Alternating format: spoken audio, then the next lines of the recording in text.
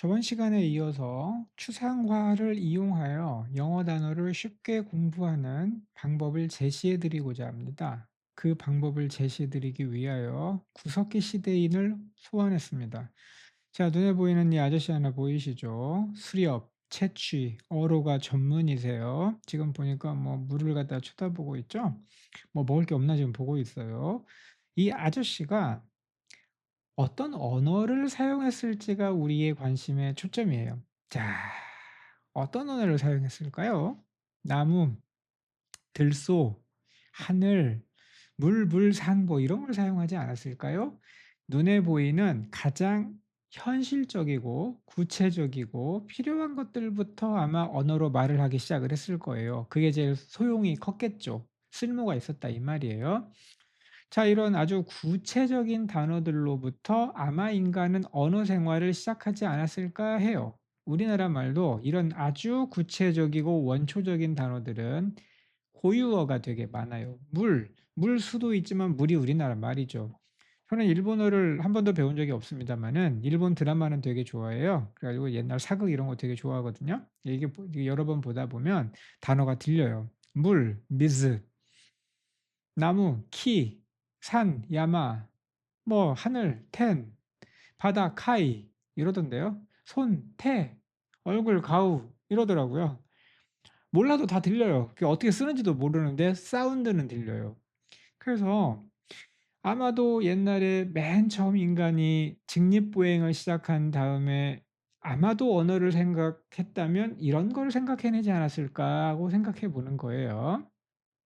자, 그러면 인간이 조금 문명이 진보되었어요. 진보랄지 뭘지는 뭐 아무튼 모르지만 떼거지가 많아지고 아무튼 간에 조직화되기 시작했어요. 그랬더니 여기 앞에 와 가지고 화려한 복장에 우아하게 생기신 분이 달밤에 부족원들 모아 놓고 일장 훈시를 하고 계십니다. 어떤 단어를 이분이 사용하고 있냐면 사냥, 들소 한 마리, 두 마리, 세 마리 이게 아니라 "사냥 잘해." 이렇게 얘기하고요. 충성, 뭐 "너 내 뒷담화 까면 안 된다." 이렇게 얘기하고요. 사랑, "우리 싸우지 마." 이렇게 얘기하고요. 단결, "우리 싸우면서 이겨야지." 자, 시간 개념이 들어왔습니다. 씹고 뜯고 만지고 볼 수 없는 그 시간이 미래, 과거, 지난날 이렇게 얘기하기 시작하는 거예요. 자, 그래서 인간이 문명이 고도화되면서 언어가 점점 추상화되기 시작한다라고 하는 부분에 우리는 지금 포인트를 두고 있고 이것이 우리 영어 공부에 어떤 도움을 줄 것인가에 관심이 있습니다. 자, 그러면 인간 전체적인 어떤 문명의 발달 정도만 그러하냐? 아닙니다. 언어학의 대부이신 삐아제라는 분이 있습니다. 이분이 얘기하기를 우리 깐난이 이 어렸을 때에는요. 어떤 언어를 사용하는지를 가만히 보면 엄매, 이빼, 맴매, 찌찌 요렇게 얘기하더래요, 어린아이가. 이걸 뭐라고 그러냐면 구체사고 단계라고 얘기합니다. 물론 좀 정확하게 사진하고 매칭되는 건 아니에요. 뭐 센서리 모터라든지 뭐 여러 가지 단계가 있는데 아무튼 그렇게 보자고요. 자, 그래서 이렇게 어렸을 때는 이렇게 즉각적으로 필요한 사물을 하나하나를 지칭하는 이런 단어를 사용하다가 뭐 성장을 해요. 그래 가지고 아주 아름다운 소녀가 되었습니다. 이때부터 입에 내뱉는 말이 어떻게 되냐면 기쁨, 슬픔, 사랑, 기다림 이런 말을 쓰더라는 거예요. 자, 눈에 보여요? 기쁨이? 기뻐하는 사람은 보이지만 기쁨은 안 보이잖아요. 그거를 뭐라고 하느냐? 추상사고 단계라고 얘기합니다. 자, 그러니까 개별 인간도 점점 인지 능력이 발달함에 따라서 점점 구체 사고 단계에서 추상 사고로 나아간다는 것이죠. 그렇게 되니까 우리 언어도 그런 관점에서 한번 보면 그 과정을 추적해 가게 되면 좀 더 쉽게 공부할 수 있지 않을까 하는 거예요. 여러분하고 오늘 이 얘기를 해볼 거예요.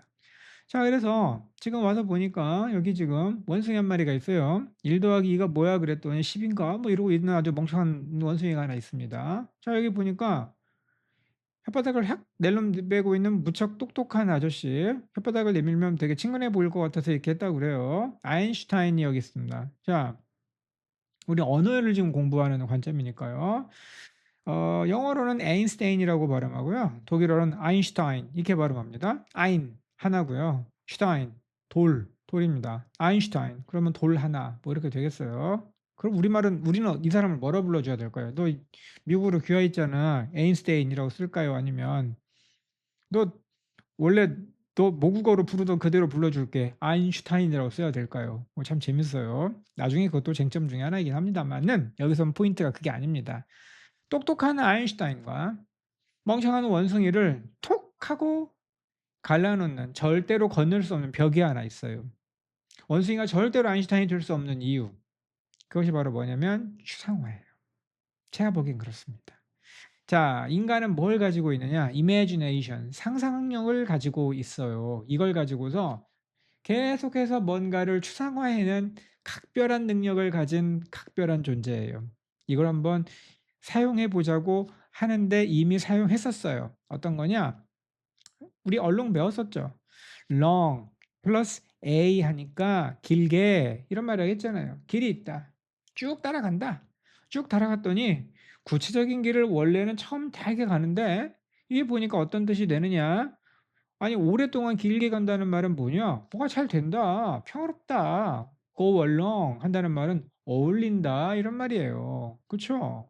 그래서 아주 쉽게 우리가 추상화를 통해서 단어를 하나 본 적이 있습니다. 자, 다시 한번 복기해 보는 거예요. 크로스 십자가예요.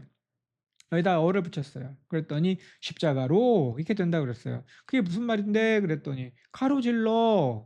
가로질러 가로지르잖아. 그쵸? 가로지르다 보니까 뭐가 돼? 우리 지금 만나 이렇게 한다고 그랬죠. 딱 가운데서 만나죠. 그러니까 어떻게 돼요? 교차점이라고 하는 것이 딱 생긴단 말이에요. 여러분이 나중에 come across라고 하는 단어가 왜 우연히 만나다 이 뜻이 되는 거야 대체? 이것 때문이에요. 이런 식으로 알려줄 거란 말이에요. 앞으로 계속. 생각하면 그냥 너무나 당연한 얘기예요. 외울 필요가 없어요. 주변의 흔한 것들로 보석을 우리의 표어예요. 제 노트가 펼쳐져 있습니다. 자, 이거 독일 노트인데 로이텀이라고 하는 수첩이에요. 되게 좋아합니다. 여기에 여러 가지 종류의 노트 속지가 있는데요. 여기에 뭐라고 표현이 되어 있느냐? 제가 광고에서 따왔어요. 보니까 룰드라고 써 있네. 통치 받냐? 통치돼? 수첩이? 그거 아닙니다. 그 맨 처음 뭐부터 지금 우리가 공부를 해야 할지 원류를 따라가죠. 근원에 뭐가 있냐면 룰이 있어요. 룰 뭐야? 그랬더니 규칙이에요. 우리 룰대로 해. 이럴 때 룰 아니에요? 물론 그렇게 쓰이고 있습니다만 원래는 그 뜻이 아니었습니다. 자, 원래는 무슨 뜻이었느냐? 아주 구체적으로 씹고 뜯고 맛볼 수 있는 자였어요. 자.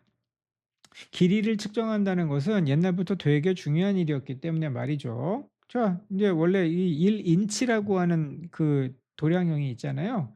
엄지손가락 맞나 모르겠네요. 아무튼 엄지손가락일 거예요. 그 길이가 1인치였다는 말이 있어요. 팔 한 뼘. 그쵸? 팔 한 뼘 가지고서 또 피트법 이런 걸 만들었다고 하기도 하고요. 우리나라에서는 몇 보 이러잖아요. 발걸음 하나를 가지고서 길이를 쟀던 거예요. 여긴 자예요.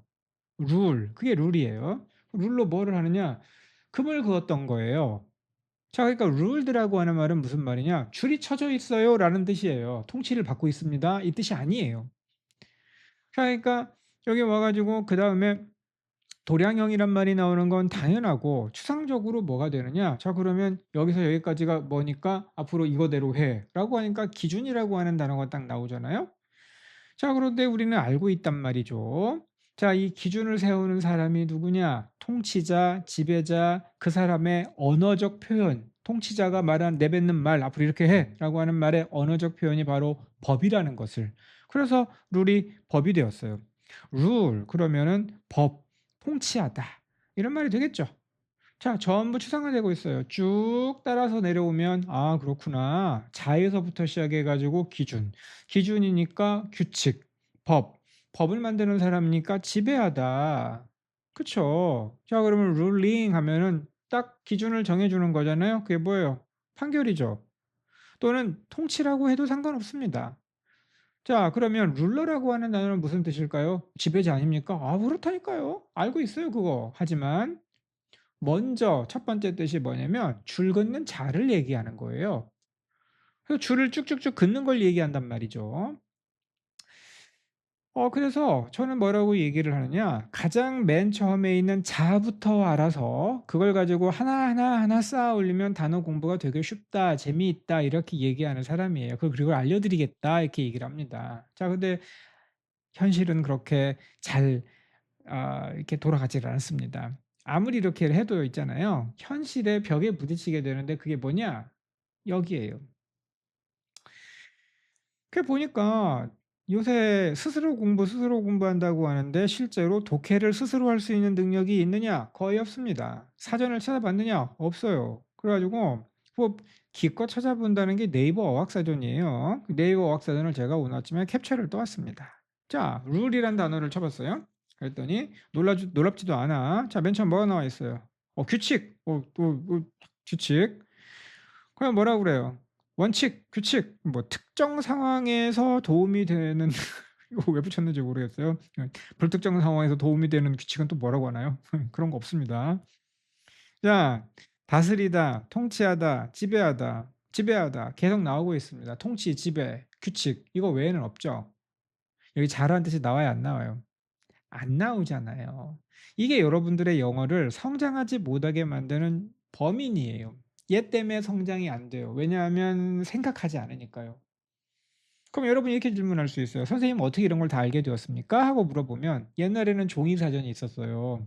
그래 가지고 예를 들어 뭐 go, make, have 이렇게 좀 뜻이 다양한 단어들 만나면 한 단어 설명하는데 막 몇 페이지씩 넘어가는 것들이 있었어요. 저같이 좀 쓸데없는 거 좋아하는 사람들은 그거를 꼼꼼하게 읽어 봐요. 읽어 보면서 상상을 하면서 '아 원래 무슨 뜻이었는데 이 뜻으로 갔구나.' 하고 그 단어의 히스토리가 나와요.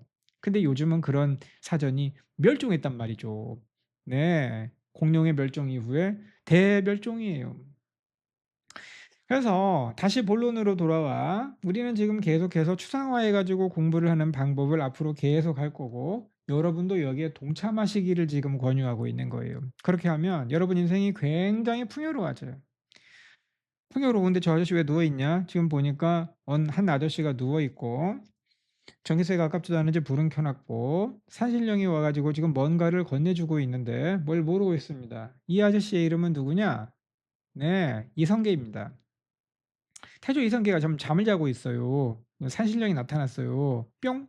자 그러고 난 다음에 뭘 주고 있어요. 이러면서 좀 뭘 보여드리고 싶은 거냐면 사실 아까 얘기했던 그 자에 대한 추상화 이거가 동양과 서양이 별반 다르지가 않다는 거를 여러분에게 증거로 보여드리기 위한 거예요. 자 다음 시간에 인제 그 좀 더 그다음 단계를 얘기해 보도록 하죠. 왜냐하면 지금 시간이 좀 지났고요. 원래는 이게 한 클립으로 만들려고 그랬는데 쪼끔 좀 자세하게 좀 강조를 하고 싶어서 두 클립으로 나누어서 분량이 좀 많거든요. 그래서 일단 여기서 자르고 저기에 있는 그 산신령과 이 태조 이성계의 관계에 대해서는 다음 시간에 보는 것으로 하고 여기서 잘라서 마무리하도록 하겠습니다. 여기까지입니다.